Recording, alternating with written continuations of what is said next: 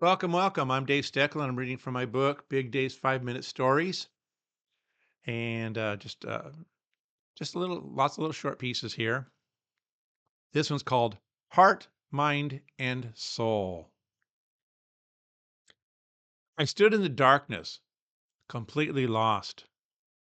My senses failed me. Words made nothing better to help me understand. First, I had to identify this invisible puzzle, which intrigued my itching curiosity. Jigsaw, maze, word search, none of the above, all of the above. I almost fell off something that I could not see. My feet stood on something tall and dark and coarse and strong. A wide wall, I had decided. My senses had to start someplace, so I carefully tried to follow it through the gloom. Little flickers of madness skittered across my psyche as feet felt my way along the broad surface. Up ahead, under the dimmest light, I noticed a lone figure sitting in the shadowy darkness below. I carefully came to the edge of the wall and called down. Old eyes looked up at me like glinting stars in the lonesome night sky. His surroundings so uninviting, yet he seemed totally at home and settled into his digs. Hello, I called down. He nodded, his eyes remaining sharp and focused. What are you doing? He answered quickly, but not too quickly. I am deliberating on life. Any conclusions? I yelled. All and none, he leered. All and none. Just as I think I have an answer, countless questions arise behind it. Any absolutes? I asked. Oh, many, many, he scratched his unshaven face. Many absolutes. I think, therefore I am. Still, though I love the final answers, I never get to enjoy them, ever plagued by the barrage of clawing questions that follow. Is there any way that I can help? I hollered, almost afraid of the answer. His grotesque expression seemed to morph into a shy smile. He nodded. Take down the wall. He haplessly pointed beneath me. My deliberations won't find a home until I get through this thick barrier. I felt flustered at his request. How could I crumble this terrible structure? Still, I totally knew his answer before the words left his mouth. I'll try, I called, half lying to myself. He smiled weakly, and laying his cheek upon his fist, he returned to his dissatisfying deliberations and ponderings. Moving further down what I now knew to be a great wall, I needed not travel very far. Another man on the other side strolled and skipped and danced. I watched him a moment, gliding merrily along. He tapped against the wall like a little drummer boy. He flipped sprightly like an acrobat diver on the Olympics. Then, in a sharp spin, he plopped down onto hands and knees. Landing on all fours, I felt sure that he had fallen. But he purposely bent elbows, his head landing hard against the concrete like floor. He beat it senselessly for a spell, then rose upon one hand, standing tall, upside down, and I can say this, and effortlessly flipped back upon steady toes to twirl and glide. That's amazing, I called. He cartwheeled beneath me. Looking up, he winked, then slid down the wall, changing into an oatmeal-y lump. Oozing all over the floor, he called up with a gurgled voice, Gratitude. Pulling all together again, he arose, pirouetting as I asked, How do you feel now? Happy, euphoric, overjoyed. He caressed the wall with his deft fingertips. How about before? I queried.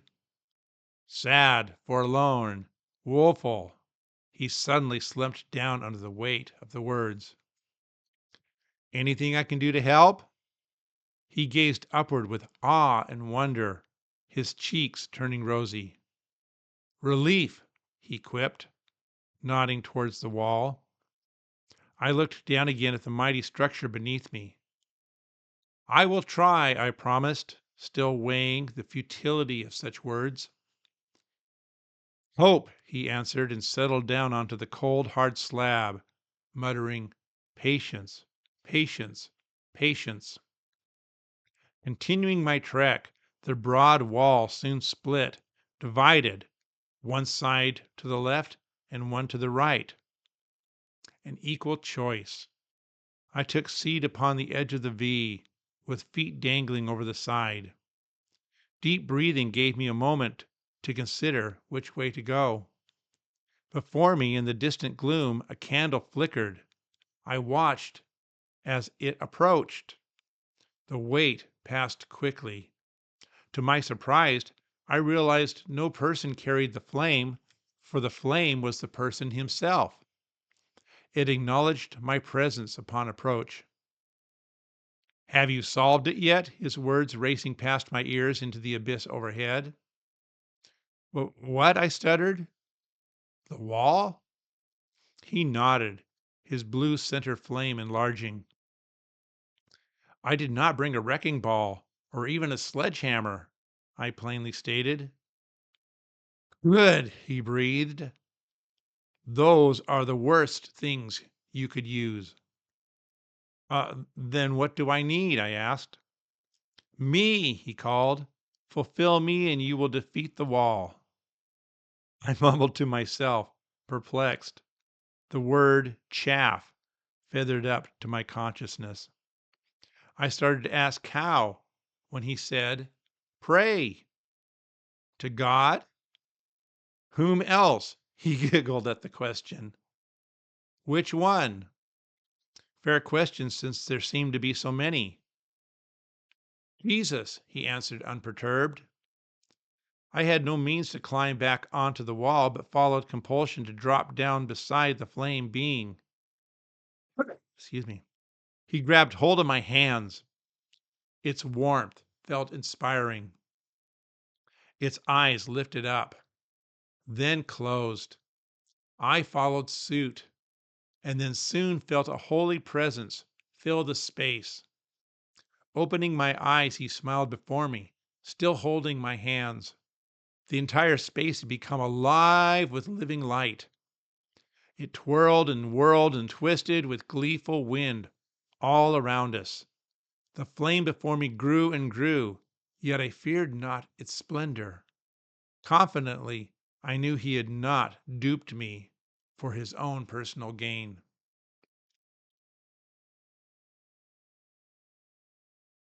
I kept my prayerful vigils as the light slipped through to penetrate the pores of the terrible wall, seemingly without effort.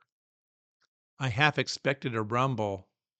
I more expected debris to crash down around me with Jericho-like urgency. But no!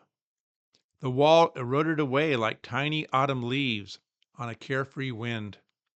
I felt the light wriggle into the other two chambers.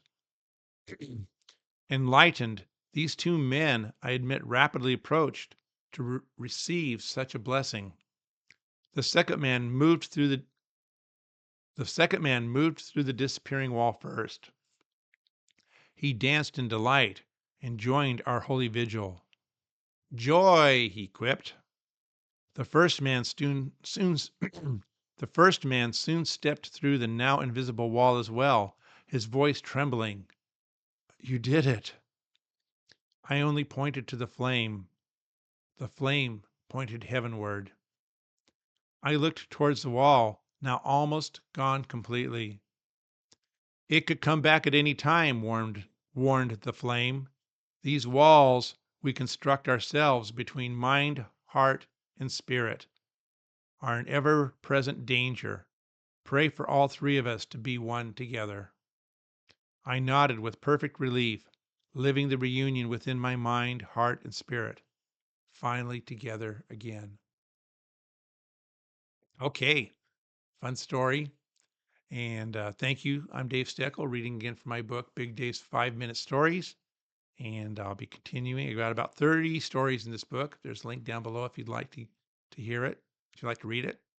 So thank you so much. God bless, and hope to see you soon.